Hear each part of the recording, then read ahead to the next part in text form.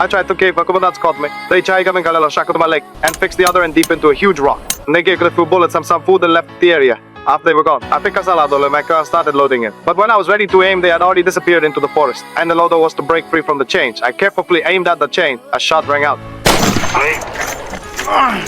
Main shock of all, the chain was far too thick. Not even a crack appeared. I had to think of another way. I put my old pair of glasses. Suddenly an idea came to me. I carefully moved the lenses with my knife, no and jar to scrape off the resin, chewed it until it softened, and used it to glue the lenses together. Then I placed a small stick between them and added some water. A simple magnifying glass was finished. Then I placed walls on the island air and focused the sunlight with a magnifying glass. Before long, the moss caught fire. I cooked and covered to make the flame stronger. When the wood burned into ash, I poured cold water on it immediately. The sullen dully caused cracks to appear in the rock. I tried to pull the nail out, but nothing changed.